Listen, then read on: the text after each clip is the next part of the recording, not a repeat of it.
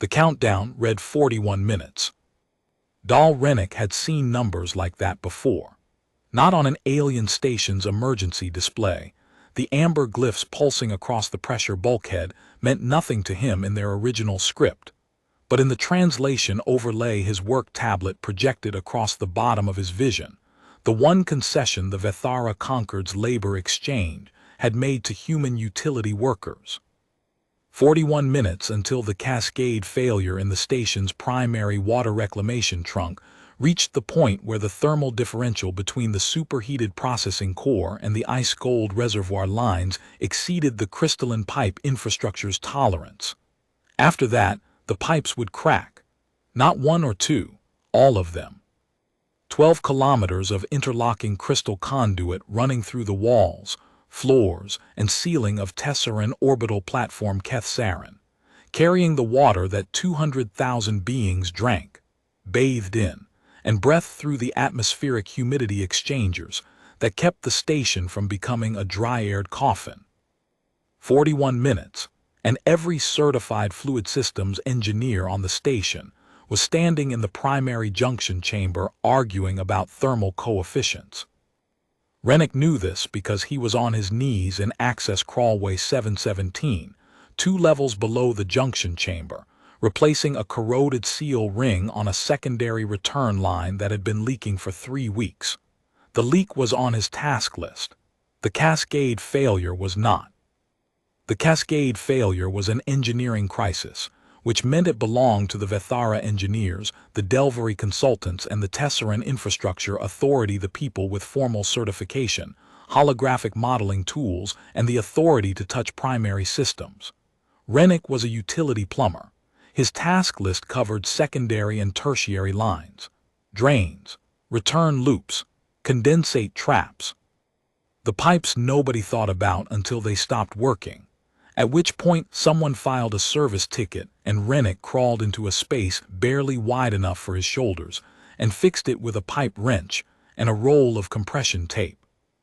He'd been doing this for 22 years. Before that, he'd been a pipefitter on deep space construction rigs, the Herath expansion platforms, the Solon corridor relay stations, the massive orbital dry docks where ships too large to land were built piece by piece in vacuum. Good work, honest work. The kind of work where the pipe you fitted today carried the water that kept a crew alive tomorrow, and if you fitted it wrong, people died, and if you fitted it right, nobody knew your name. He'd been good at it. Better than good. He'd had the hands for it, the same way some people had the hands for surgery or sculpture, or the particular kind of mechanical empathy that let you feel a pipe's interior condition through 6 centimeters of crystal wall. Then the Herath platforms had been decommissioned. The Solon corridor relay stations had been automated. The dry docks had been contracted to Vethara engineering firms that used fabrication drones instead of human fitters. 22 years of skill, compressed into a labor exchange profile that listed his qualifications in a single paragraph, and his current assignment as Utility Maintenance Fluid Systems, Secondary and Tertiary. The exchange officer who'd processed his transfer to Kethsaran had been apologetic in the particular way that bureaucrats are apologetic when the system they serve has failed someone, and the failure is too structural to fix with a form. "Your experience is noted in the file," she'd said. "If a position matching your qualifications opens up," she trailed off. They both knew what "if" meant in a labor market that had replaced human fitters with machines. So he mopped and he plumbed and he crawled through access ways, and he listened to the pipes the way Lestavas, his first crew chief, dead now 12 years, her lungs full of the beryllium dust that the safety regulators had sworn was filtered out of the construction bays, had taught him to listen. With his hands, with his knees, with the bones of his forearms pressed against crystal conduit, reading the vibrations the way a musician reads the resonance of an instrument. The seal ring came free with a quarter turn of the wrench. He caught the drip of recycled water in a rag, seated the new ring, and tightened it to the exact torque his hands had calibrated across 2 decades of identical operations. Done. He checked it off on his tablet and started backing out of the crawlway, his knees complaining the way they did after 53 years of use and 22 of kneeling on metal grating. The station shuddered. Not dramatically, not the kind of shudder that meant explosive decompression or structural failure.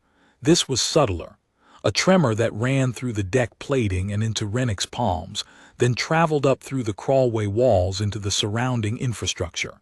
He stopped moving, pressed his hand flat against the pipe he just sealed. The metal was warm, not hot warm. In a station where the water reclamation system maintained a constant temperature of 4 degrees above freezing in the return lines, warm was wrong. He checked his tablet. The countdown had dropped to 38 minutes. Through the grating beneath his knees, he could hear voices. The junction chamber was directly below the crawlway, an architectural absurdity that placed the station's most critical fluid processing hub in a position where the service access ran overhead, separated by 2 centimeters of structural composite and a drainage pan that Rennick emptied once a week. The voices were Vethara, which meant they were musical, layered, and to Rennick's ears after 6 years on the station, comprehensible in tone, if not in vocabulary. The tone right now was strained. Multiple engineers talking over each other. Someone was shouting numbers. Someone else was disagreeing with the numbers. Rennick had heard this pattern before. Not on this station, on a mining platform in the Corrigan Belt, 18 years ago, when the primary coolant loop had developed a thermal gradient that the engineers couldn't locate because their sensors were reading the average temperature across the entire system, instead of the localized hotspot where a single corroded fitting was turning water into steam. The engineers had run models. The engineers had debated coefficients. The engineers had consulted the installation documentation, which said the fitting was rated for the thermal load, because the documentation had been written by the firm that installed it, and firms do not document their own mistakes. The engineers had done everything except put their hands on the pipes and feel where the heat was. Rennick had been 2 compartments away, replacing a drain valve on a secondary loop. He'd felt the heat through the bulkhead, a warmth that didn't belong, radiating from a direction that should have been cold. He'd put down the drain valve and gone to find the source. By the time he reached the pump room, the corroded fitting had already developed a pinhole leak, a thin jet of superheated water hissing into the compartment at high pressure. 2 workers, a Delvari vent technician and a human waste processing hand, were standing directly in the line of fire, unaware, because the jet was invisible in the heated air, and the sound was masked by the pump's operating noise. He'd pulled them clear 3 seconds before the fitting let go completely. The blast of steam filled the compartment in an instant. The Delvari tech had been scalded on his back and shoulders. The human had lost the use of his left hand not from the steam, but from Rennick's grip when he yanked him backward through the hatchway. Rennick had apologized for the bruises. The man had told him, quietly and without drama, that bruises heal and hands don't grow back, and that the hand Rennick had grabbed him with was worth more than the one the steam would have taken. The engineers had filed their report. The report had concluded that the corroded fitting was an unforeseeable component failure. Rennick could have told them it was foreseeable. He could have told them that the pipe upstream of the fitting had been running 3 degrees warmer than spec for 2 weeks, and that a 3-degree variance in a cooling loop was the pipe's way of saying, something downstream is constricting my flow. He could have told them that he'd mentioned the variance in his shift log, and that the shift log had been read by nobody, because utility workers' shift logs were filed in a database that engineering didn't monitor. He hadn't told them any of this. The report was written, the fitting was replaced, the system went back to normal. And Rennick had learned the lesson that every hands-on worker learns eventually. The people who design the systems and the people who keep them alive occupy different universes, and the distance between those universes is measured in the number of dead workers it takes to close it. Rennick lay in the crawlway and did something he was not authorized to do. He pulled up the station's fluid system schematic on his tablet, The full schematic, not the secondary and tertiary subset his access level was supposed to limit him to. The access restriction had been broken for 3 years, ever since a software update had failed to properly reinitialize the permission tiers for human utility accounts. Nobody had noticed, because nobody expected a human plumber to look at primary system schematics. The schematic filled his screen. He could read pipe diagrams the way some people read music: the flow directions, the junction points, the valve positions, the thermal exchange nodes, all resolving into a picture of how water moved through the station. It wasn't magic. It was 22 years of crawling through pipe systems, replacing fittings, clearing blockages, and learning through the slow accumulation of every job how water behaved when it was forced through crystalline conduit at controlled temperatures and pressures. He saw the problem in 8 seconds. It was always 8 seconds. Lesta had timed him once on the Solon platforms when a cooling loop had developed a whistle that the diagnostic system couldn't locate.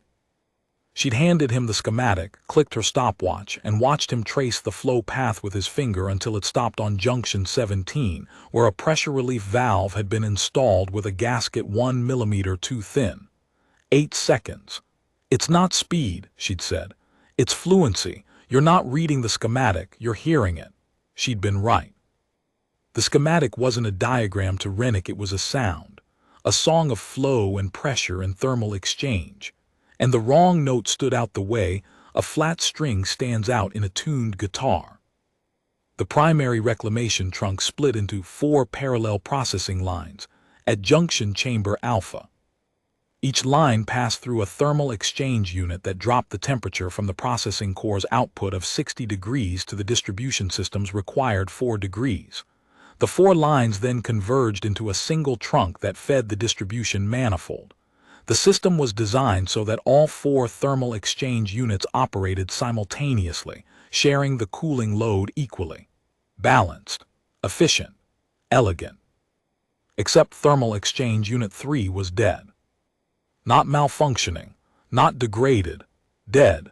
Its heat signature on the schematic was identical to the ambient station temperature, which meant it wasn't exchanging anything. It was just pipe, a length of crystalline conduit that superheated water was passing through without being cooled, then merging with the cooled water from the other 3 units in the convergence trunk. The result was a thermal gradient at the convergence point, 3 streams of cold water and 1 stream of hot water colliding in a pipe junction that was designed for uniform temperature. The crystalline conduit could handle a temperature differential of 12 degrees before the molecular lattice began to stress fracture. The differential at the convergence point, with 1 exchanger dead, was 47 degrees. 34 minutes. Rennick backed out of the crawlway, stood up, and walked to the nearest service elevator. His knees popped. His back protested. He ignored both. The elevator was a service unit, slow, utilitarian, sized for equipment carts and utility workers. It took him down 2 levels to the junction chamber's service entrance, a plain door marked with Vethara maintenance glyphs that he'd been walking through for 6 years. He opened the door and stepped into controlled chaos. The first thing he noticed was the sound. Not the voices, the pipes. The junction chamber's acoustics amplified every vibration in the fluid system, concentrating them the way a concert hall concentrates music. To the engineers who worked in this space by holographic display and instrument readout, the ambient noise was background, the hum of infrastructure, no more meaningful than the whir of the ventilation system. To Rennick, it was a symphony with a broken instrument. He could hear the dead unit from the doorway. Not the absence of sound, the asymmetry. 3 units humming at their operating frequency, 1 contributing nothing. The combined chord flattened the way a 4-part harmony flattens when 1 voice drops out. The junction chamber was a cathedral of pipes. Crystal conduit ran in every direction, overhead, underfoot, through the walls, converging on the central processing hub where the 4 thermal exchange units stood in a row like glass pillars, each one 3 meters tall, each one pulsing with the blue-white glow of active coolant circulation. except Unit 3. Unit 3 was dark. Its crystal housing was clouded, its coolant ports sealed, its status indicators blank. Around the base of the units, 14 engineers stood in a loose semicircle, their holographic displays projecting thermal models, flow calculations, and stress analyses into the air above their heads. The holograms painted their faces in shifting blues and ambers. They were Vethara tall, willowy, with pale blue-white skin and luminous eyes that refracted the holographic light into prismatic glints. Their engineering robes were formal, pressed, adorned with the insignia of their respective certification bodies. They looked like what they were, the best fluid systems engineers the Tessaran conquered could produce. They were wrong about everything. The thermal gradient is distributed across the convergence trunk, the lead engineer was saying, his voice carrying the harmonic undertone that all Vethara speech possessed. If we reduce flow velocity across all 4 lines by 40%, the reduced mass flow will lower the rate of thermal energy transfer at the convergence point and buy us time to. Reducing flow velocity drops distribution pressure below minimum, another engineer interrupted. The upper residential levels lose water service entirely. Then we isolate the upper residential levels and reroute through the emergency reserve system. The emergency reserve system was designed for short-term use. It has no thermal management. In 90 minutes, the reserve lines will develop the same gradient problem. Then we have 90 minutes to repair Unit 3. We have been attempting to repair Unit 3 for 6 hours. The control matrix is non-responsive. The coolant circulation pump is seized. The diagnostic interface returns null values across every parameter. The unit is dead. Rennick stood by the service door and listened. Nobody looked at him. He was wearing gray utility coveralls with the labor exchange insignia on the shoulder, a small red circle that marked him as a human contract worker.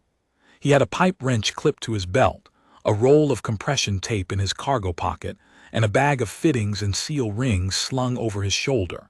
He looked like what he was, a plumber. The countdown on the chamber's emergency display read 31 minutes. He walked forward, 2 steps, 3. A Vethara technician carrying a calibration tool moved out of his path without looking at him, the automatic spatial adjustment people make for obstacles, not for persons. Rennick had long ago stopped noticing the difference, or stopped admitting that he noticed. The nearest engineer, a young Vethara woman whose certification insignia indicated she was a junior systems analyst, glanced at him, registered the coveralls and the red circle, and looked away. He kept walking, past the junior analyst, past the 2 Delvari consultants, whose gray-green skin and squared-off features marked them as off-worlders even among the alien, past the cluster of senior engineers, whose holographic models were growing increasingly complex and increasingly disconnected from the physical reality of the pipes around them. He stopped in front of Thermal Exchange Unit 3. "Excuse me." The lead engineer's voice behind him, musical, strained, carrying the specific harmonic frequency that Vethara used to communicate displeasure without overt confrontation. "This is a restricted area. Utility personnel are not authorized to." "Your convergence trunk is going to crack in 30 minutes, Rennick said. He didn't turn around. He was looking at Unit 3. Looking at it the way he'd looked at 10,000 broken systems over 22 years, not at the status displays, not at the diagnostic interface, but at the physical machine. The crystal housing, the coolant ports, the mounting brackets, the pipe connections. "We are aware of the timeline," the lead engineer said. "We are addressing it." "You're addressing the gradient at the convergence point. The problem isn't at the convergence point. The problem is here." He pointed at the base of Unit 3, where the intake pipe connected to the thermal exchange core through a flanged crystal coupling. "Your coolant pump isn't seized. Your intake is blocked." Silence. 14 engineers staring at the back of a plumber's head. "The diagnostic shows the pump as non-responsive," the junior analyst said carefully. She held up her tablet. The display showed a clean schematic of the pump's electrical subsystem, every parameter annotated, every tolerance band highlighted. It was thorough work. It was also irrelevant. The pump's electrical subsystem was functioning exactly as designed. It was the water that had stopped. Because the pump has nothing to pump. Rennick knelt beside the unit and pressed his palm against the intake pipe. Cool, not cold, cool. In a system where the intake should be carrying 60-degree water from the processing core, cool meant no flow. Your diagnostic is reading the pump motor's current draw. The motor is drawing zero current because it's in thermal protection mode. It went into thermal protection because it ran dry. It ran dry because the intake is blocked. That is speculation, the lead engineer said. It's not. Rennick pulled the pipe wrench from his belt. The intake coupling on these units uses a crystal lattice filter screen at the flange junction. Standard installation. The filter screens are designed to catch particulate contamination in the processed water before it enters the exchange core. They're also designed to be cleaned on a regular maintenance cycle. He looked at the lead engineer for the first time. The man's luminous eyes were narrowed, his expression hovering between irritation and something that might have been the earliest stage of uncertainty. When was the last time the filter screens on these units were cleaned? The lead engineer looked at the junior analyst. The junior analyst looked at her tablet. The tablet's maintenance logs stretched back 4 years, which was as far as the current record-keeping system went. She scrolled, she searched, she looked up. There is no record of filter screen maintenance on any of the 4 thermal exchange units. Then they haven't been cleaned in at least 4 years. Rennick turned back to Unit 3. Crystal lattice filter screens in recycled water systems accumulate mineral scale at a rate of approximately 0.3 millimeters per standard year, depending on water chemistry. In 4 years, that's 1.2 millimeters of scale buildup. The filter screen apertures on this model are 2 millimeters. He ran his thumb along the flange junction, feeling the faint vibration of stagnant water behind the blockage, which means the screen is 60% occluded. Unit 3 was the first to fail completely because it's at the lowest point in the intake manifold. Gravity concentrates the heaviest particulates there. The other 3 units are degraded too. They're just not dead yet. You cannot know that from. Check them. Rennick's voice was flat, not aggressive, not challenging. Just flat, the way a man states something he has no uncertainty about. Check the flow rate on units 1, 2, and 4 against their rated capacity. I'll bet you a month's contract pay they're running between 60 and 75%. The junior analyst checked. Her fingers moved through the holographic display with the practiced speed of someone who knew her way around the diagnostic system. The numbers came up. She read them twice. She looked at the lead engineer. Unit 1, 72% rated flow. Unit 2, 68%. Unit 4, 64%. 27 minutes. The lead engineer opened his mouth, closed it, opened it again. Behind him, one of the Delvary consultants had pulled up a separate display and was running the numbers independently. Rennick could see the flow rate calculations scrolling through the holographic projection. The consultant squared off features tightening as each result confirmed what the plumber had already said. Rennick didn't wait for permission. He positioned the pipe wrench on the intake coupling's flange bolts, 6 of them, crystal-headed, requiring a specific torque sequence to avoid stress fracturing the coupling. He knew the sequence. He'd replaced couplings like this on secondary lines dozens of times. The primary units were larger, heavier, but the engineering was the same. The same bolts, the same flange geometry, the same crystal lattice that responded to the same physical principles, regardless of whether the pipe was 2 centimeters in diameter or 20. The first bolt loosened with a crack that echoed off the chamber walls.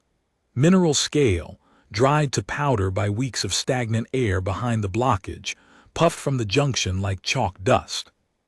"You are not authorized to perform maintenance on primary systems," the lead engineer said. "No," Rennick agreed. "Second bolt, crack, more dust. If you damage that coupling, the repair cost will be deducted from your contract in perpetuity." "Understood." Third bolt. He could feel the blockage loosening, the compressed scale shifting behind the flange plate as the pressure equalized.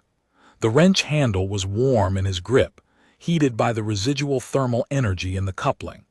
His hands knew the temperature, 53 degrees at the coupling surface, which meant the water behind the blockage was still at processing core temperature, held in place by 4 years of accumulated neglect. Fourth bolt. The junior analyst had moved closer.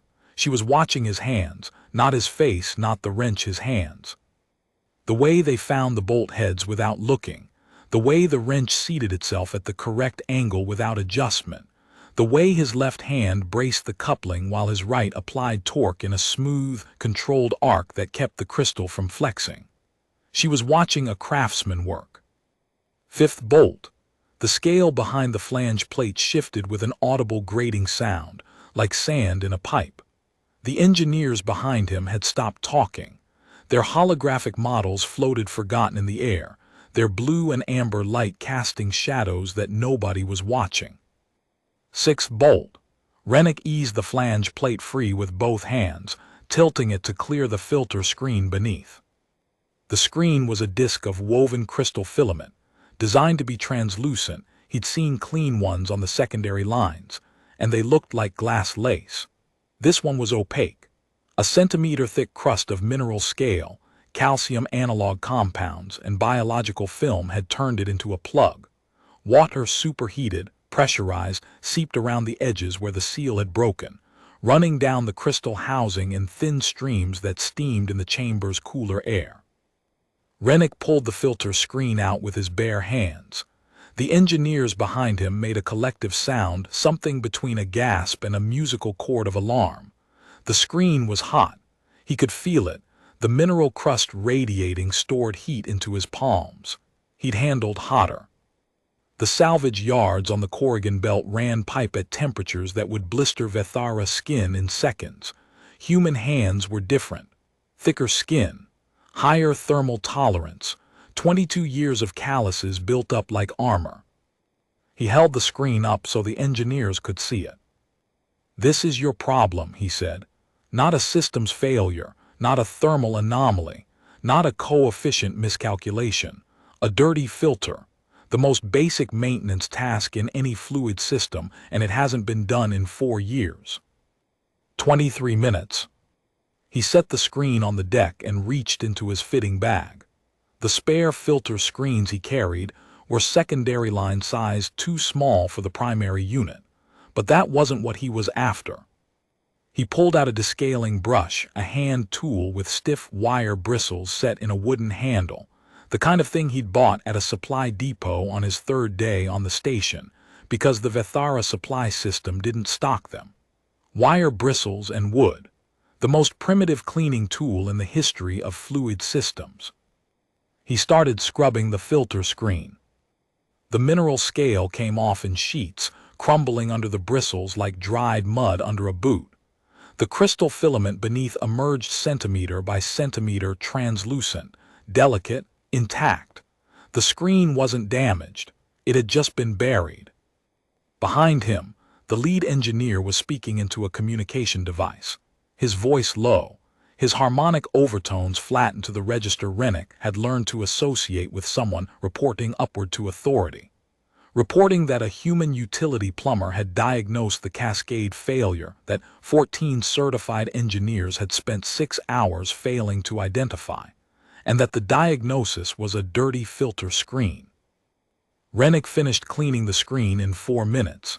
He seated it back in the intake housing, replaced the flange plate, and torqued the 6 bolts in the correct sequence.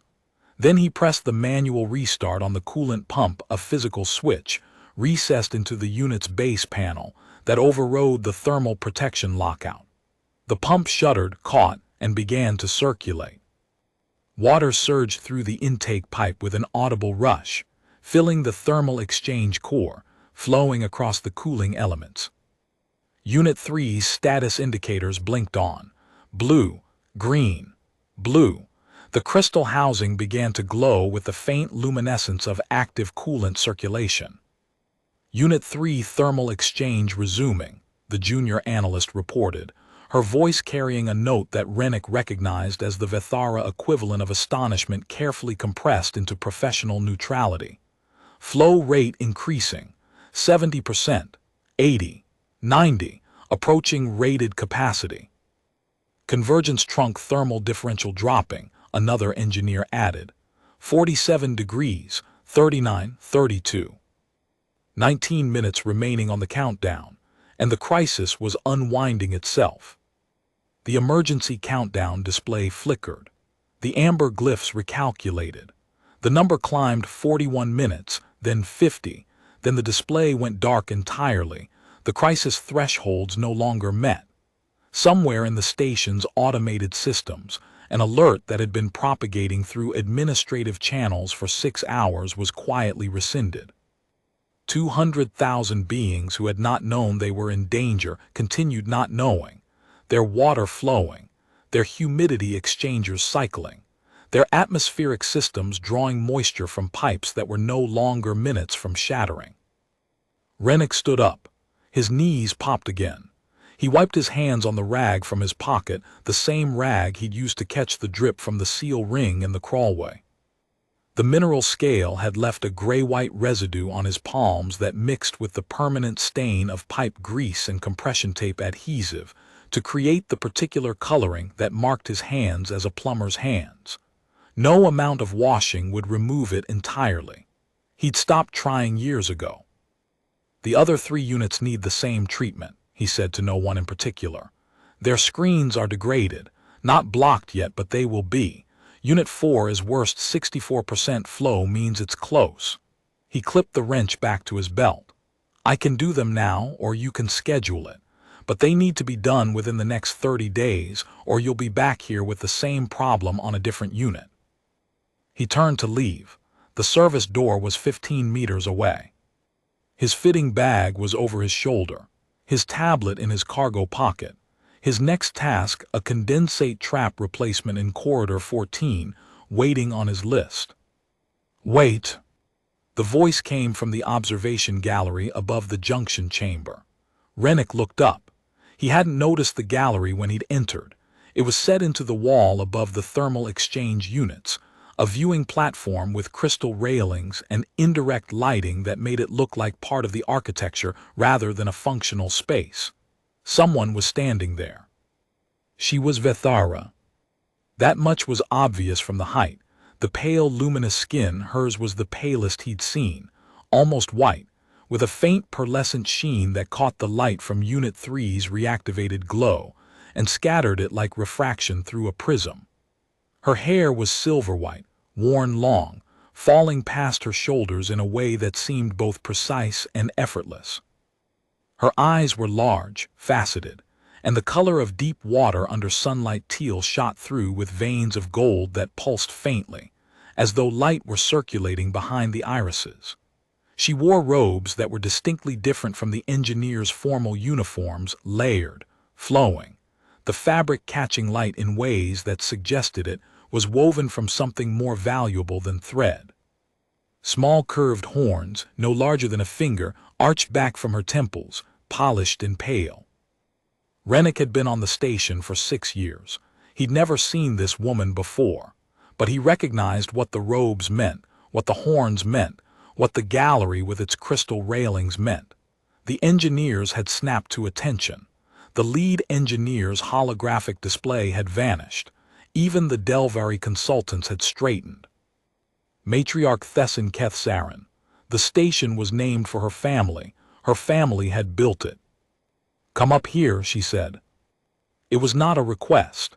The 14 engineers parted for him without being asked, a small, involuntary movement that created a path between the thermal exchange units and the gallery staircase. 3 minutes ago they hadn't been able to see him. Now they couldn't stop seeing him, and the discomfort of that transition showed in the way they held their holographic displays still running, still projecting models, but angled slightly away from themselves, as though the instruments they'd spent 6 hours trusting had become evidence of something they'd prefer not to examine too closely. Rennick climbed the access stairs to the gallery, his boots leaving faint gray prints on the polished crystal steps.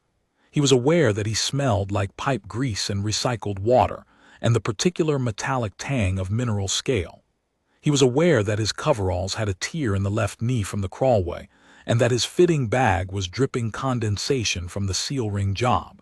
He was aware that he looked exactly like what he was. The matriarch stood at the gallery railing, looking down at the junction chamber. From this height, the 4 thermal exchange units were visible in their entirety, 3 glowing, one just rejoining them, the crystal conduit running between them like luminous veins. The 14 engineers were still at their stations, but their body language had changed. They were no longer arguing.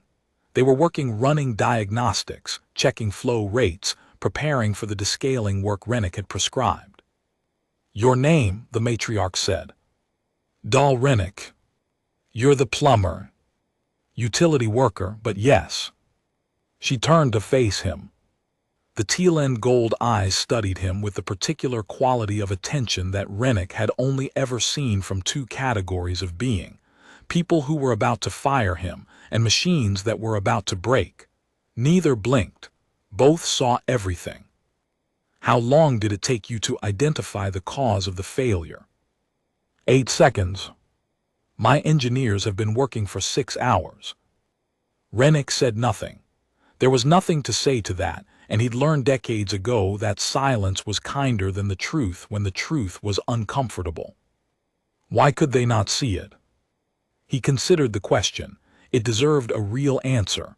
They were looking at the system from the top down: thermal models, flow calculations, stress analyses. All of that is correct, the math works, the models are accurate, the coefficients are right. But they were modeling the symptom, not looking for the cause. The symptom is a thermal gradient at the convergence point. The cause is a blocked intake 2 junctions upstream. You can't see a blocked intake in a thermal model because the model assumes the intake is clear. It's a boundary condition. Their instruments assumed it. And you did not. I don't use instruments for that kind of diagnosis. I use my hands. He held them up, palms out, the gray-white mineral residue and the pipe grease stain and the 22 years of calluses all visible. Hands don't assume boundary conditions. They feel what's there. The matriarch looked at his hands for a long moment. Then she looked at his face. Then she did something that Rennick did not expect and would not fully understand for several hours. She inclined her head. Not a nod, an inclination, a lowering of the chin that exposed the back of the neck, a gesture that he'd seen Vethara make to each other but never to a human, and certainly never to a utility worker. He'd been on the station long enough to know that it meant something beyond ordinary courtesy. It was an acknowledgement between equals, or more precisely between someone who recognized genuine competence regardless of the uniform it was wearing. "The filter screens on the other 3 units," she said. "You will do them. I'm not certified for primary systems. As of this moment, you are. That's not how the certification process. This is my station, Dahl Rennick." Her voice was quiet. The harmonic undertone was warm, the register he'd learned to associate with Vethara sincerity, stripped of performance and protocol. "I watched you walk past 14 engineers who could not solve a problem you diagnosed in 8 seconds. I watched you open a flange coupling with a hand wrench while they threatened to dock your contract. I watched you clean a filter screen with a wire brush and a wooden handle while their holographic models floated useless in the air." She paused. The gold veins in her eyes pulsed once. "I know what competence looks like. I have not always been matriarch. When I was young, I rebuilt the portside atmospheric exchangers with my own hands because the contractors my predecessor hired kept failing. The Concord Council objected to a househead performing manual labor. I told them that the difference between a leader who understands their infrastructure and one who doesn't is the difference between a station that works and one that doesn't." Rennick looked at her. It was the first time in 6 years that anyone on the station had looked at him as though the space he occupied contained a person. "The screens," she said again. "And then I want you to walk the primary system, all of it, 12 kilometers of trunk line. Tell me what else has been neglected." "That will take days." "Then it takes days." She said it the way he said the pipes needed me, as a statement of fact so fundamental that questioning it would be like questioning gravity. "I will authorize unrestricted access. Every level, every conduit, every valve and junction and crawlway that a human body can reach. No access tiers, no task list limitations, no red circles on your shoulder." She glanced at the labor exchange insignia on his coveralls. "That marking means disposable." "You are not disposable. You are the only person on this station who heard what was wrong." Rennick didn't know what to do with that. Praise was a language he hadn't spoken in years, and it hit differently when it came from someone who understood what the work actually was. The matriarch had rebuilt atmospheric exchangers with her own hands. She knew what calluses cost. He cleaned the remaining 3 filter screens in 97 minutes. Unit 4 was worse than he'd predicted. The screen was 80% occluded, 3 weeks from complete blockage. He showed the lead engineer the degradation pattern, pointing out how the scale accumulated from the bottom of the screen upward due to the gravitational settling of heavy particulates. The lead engineer watched. He did not interrupt. He did not threaten contract deductions.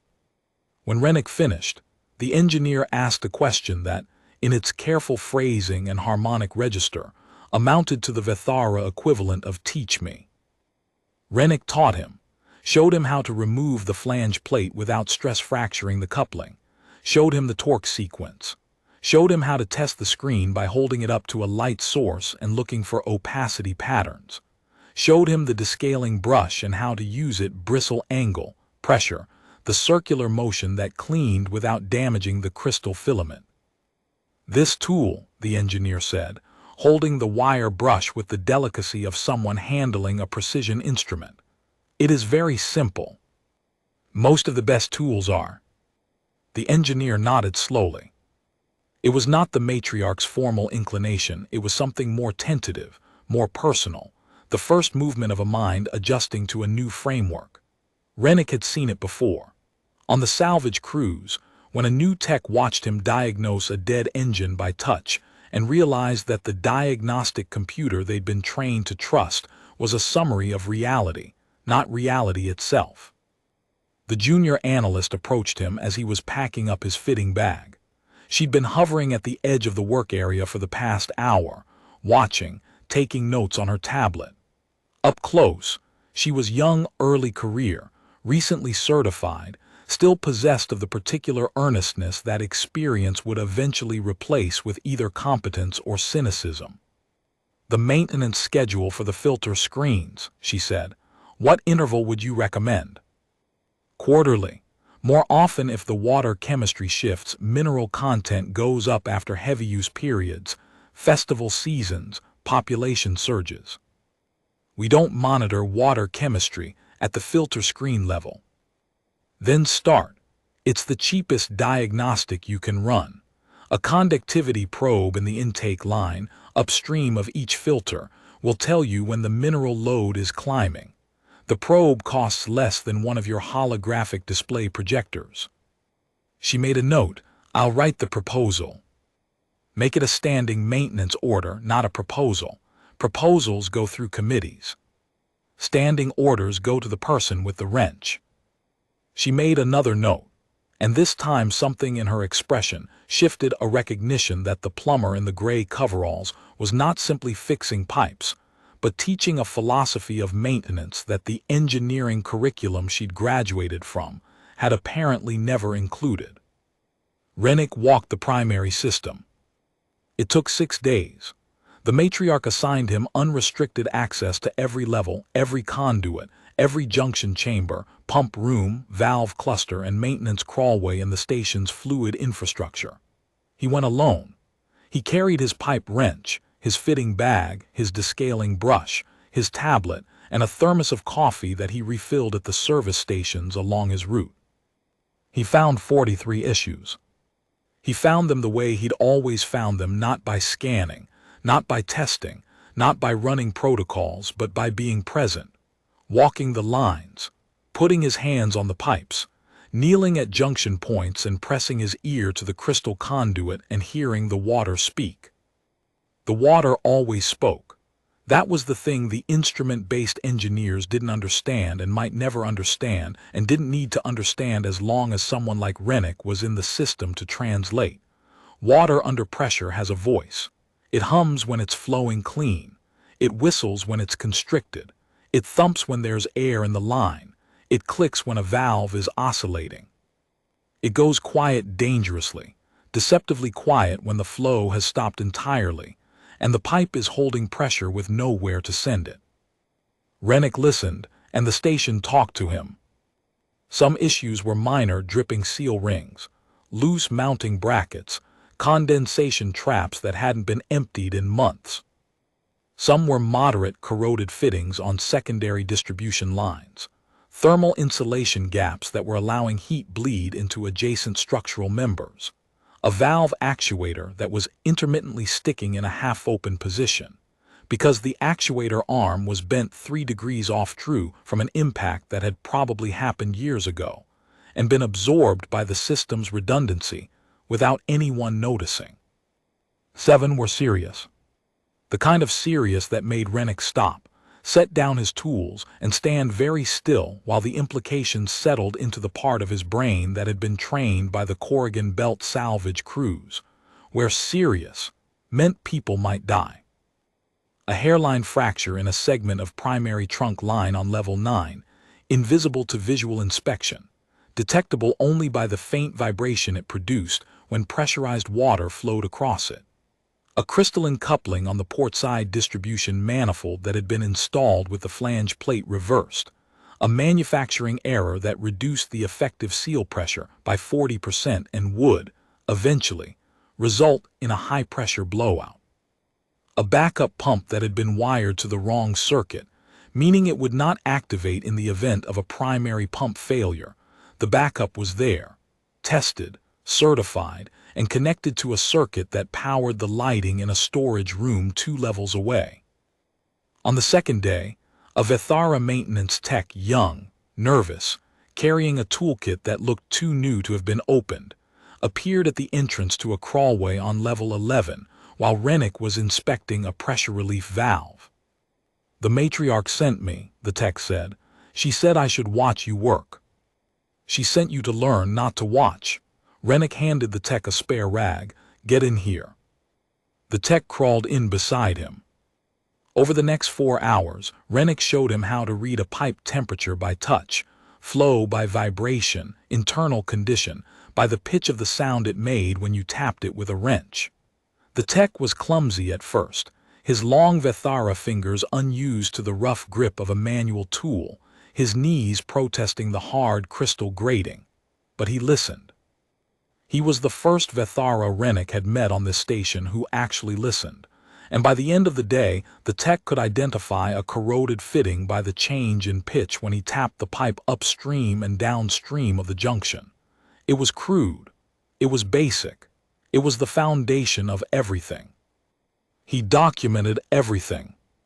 Photographs, measurements, descriptions written in the plain language of someone who communicated with machines, not committees. He fixed what he could with the tools in his bag, the dripping seals, the loose brackets, the condensation traps. The serious issues he flagged for engineering, with specific instructions on what needed to be done, what tools were required, and how long each repair should take. On the third day, he found the worst one. A primary distribution valve on level 3, the valve that controlled water flow to the station's medical wing, serving 4,000 patients and staff, had developed an internal erosion pattern that was invisible from the outside. The valve body was crystal, polished, unmarked. But when Rennick pressed his palm against it and felt the vibration of water passing through, he heard something wrong, a tremor in the flow, irregular, pulsing. He borrowed a portable ultrasonic probe from a Vethara maintenance tech who'd been watching him work for 2 days and had started following him through the crawlways with the quiet reverence of a student who'd found a teacher nobody had told him existed. The probe confirmed it. The valve's internal seat had eroded to 60% of its original thickness. At current pressure, it would hold for perhaps another 40 days. When it failed, it would fail catastrophically. The crystal seat would shatter, the valve would jam open, and the full pressure of the primary trunk would slam into the medical wing's distribution network, which was rated for half that pressure. Pipes would burst. Water superheated, unprocessed, would flood the medical bays. He flagged it as an immediate replacement. The lead engineer, reviewing the report within an hour of its submission, authorized the shutdown and replacement without discussion. The valve was pulled the next morning. When the engineers cut it open to examine the erosion, the internal damage was worse than the ultrasonic probe had suggested. The seat had already begun to crack. Thin lines, hair-like, radiating from the center where the erosion was deepest. Under magnification, the crystal lattice was separating. Days from failure, not weeks. The lead engineer held the cracked valve seat in both hands, his luminous eyes tracing the fracture lines, and said nothing for a long time.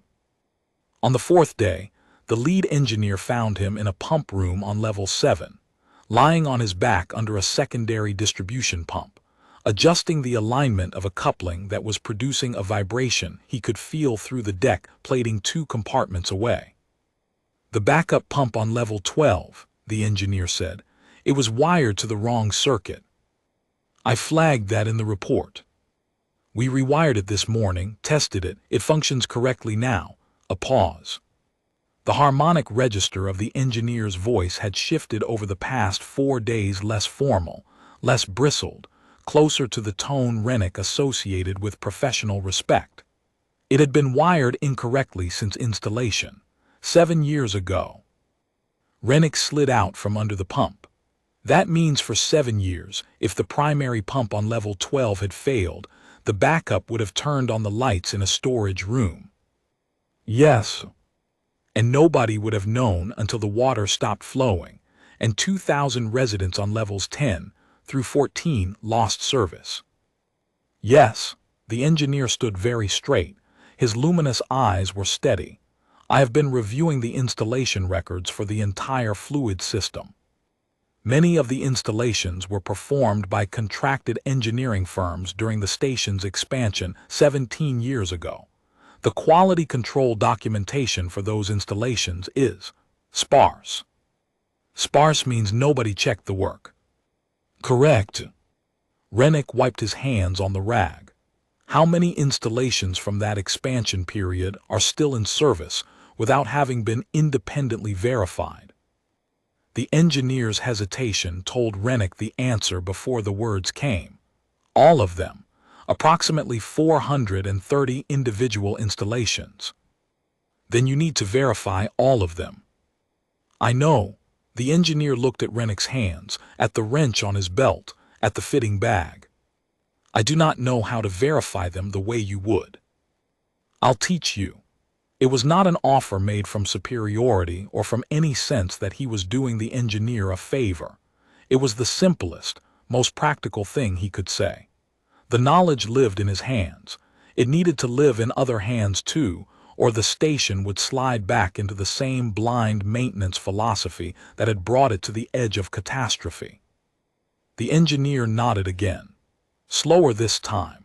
The nod of a man who was rebuilding his understanding of what engineering meant, adding a foundation beneath the theoretical framework. He'd spent a career constructing the foundation of physical contact, of presence, of the irreplaceable act of putting your body next to the machine and feeling what it needed. On the 6th day, Rennick presented his report to the matriarch. The gallery above the junction chamber had been repurposed for the meeting. The matriarch sat in a high-backed chair that managed to look both functional and ceremonial. Beside her stood a Vethara man Rennick hadn't seen before, tall, broad-shouldered for a Vethara, wearing robes of deep midnight blue with silver threading that indicated some kind of formal authority. His skin was pale blue-gray, his eyes a darker blue than the matriarch's, and he carried himself with the restrained energy of someone accustomed to making decisions that other people carried out. Behind them, the 14 engineers stood in a line. The lead engineer was in the center. The junior analyst was at the end. Rennick stood in front of them in his gray coveralls, pipe wrench on his belt, fitting bag on the floor beside him like a doctor's bag brought to a house call. He was aware of the contrast. 14 engineers in formal certification robes. 2 authority figures in robes that cost more than his annual contract. And 1 human plumber with mineral scale under his fingernails, and a tear in the knee of his coveralls that he'd patched with compression tape, because the labor exchange didn't issue replacement uniforms until the original was structurally compromised. A classification that apparently required more damage than a human knee through crystal grating could produce. He delivered the report from memory, 43 issues, 7 serious, 430 unverified installations, an estimated 18 months of systematic verification work required, assuming a team of 4 working full-time. The filter screen maintenance failure that had triggered the cascade was not an anomaly. It was a symptom of a station-wide maintenance philosophy that treated the fluid system as infrastructure rather than as a living machine that required ongoing attention. The system is not failing because it is old, Rennick said. It is failing because it is unheard. Your instruments monitor the output's temperatures, pressures, flow rates. They do not monitor the inputs, the condition of the components that produce those outputs. When a filter screen clogs, the instrument doesn't see it because the instrument measures flow after the screen. When a coupling is installed backward, the instrument doesn't see it because the instrument measures seal pressure at the system level, not the component level. When a backup pump is wired to the wrong circuit, the instrument doesn't see it because the instrument only tests the circuit the pump is supposed to be on, and that circuit is dead, which reads as backup inactive standby mode. Every one of these failures is invisible from the top down. They are only visible from the bottom up, from inside the crawlways, from underneath the pumps, from the position of the person who puts their hands on the machine. The man beside the matriarch, who Rennick would later learn, was Arbiter Kale Tessorin, the Concord's infrastructure authority, and the person whose office was responsible for the contracted engineering firms that had installed 430 unchecked components, leaned forward. You are suggesting that the station's entire fluid infrastructure needs to be personally inspected by someone crawling through the access ways with a pipe wrench. I'm not suggesting it, I'm telling you it does. The engineering firms were certified. Their work was documented. Their documentation says the backup pump on level 12 is wired to circuit 7 alpha. It's wired to circuit 9 delta. The documentation is a story about what should have happened. The pipes are what actually happened. I trust the pipes. The arbiter sat back. He was quiet for a long moment. The engineers behind him were quiet. The matriarch watched Rennick with the same steady, refraction-deep gaze she'd had in the gallery 6 days ago. The role you describe, the arbiter said carefully, it does not exist in our engineering structure. We have systems engineers who design and model. We have installation specialists who build. We have diagnostic analysts who interpret instrument readings. We do not have, he searched for the word, someone who verifies by presence. On Earth we call that a pipefitter, Rennick said, or a plumber, or a mechanic, or whatever word you want for the person who puts their hands on the machine and listens to what it's saying. We have utility workers for manual maintenance. You have utility workers for task list execution. Fix this seal, replace this trap, empty this drain. That's maintenance as a checklist. What you need is maintenance as a relationship. Someone who knows the system. The way he paused, reaching for the right comparison, and found the one Lester Voss had given him 30 years ago on the Holloway run. the way a doctor knows a patient, not by reading the chart, by listening to the heartbeat. The matriarch spoke. What would you need? Access, all level, all system, unrestricted. A team, 4 people minimum, trained in hands-on diagnostics, not just instrument interpretation. I'll train them myself. A maintenance schedule that's driven by condition assessment, not by calendar intervals. And conductivity probes on every filter screen intake in the primary system. That's where the early warning lies. And your position? I don't need a position.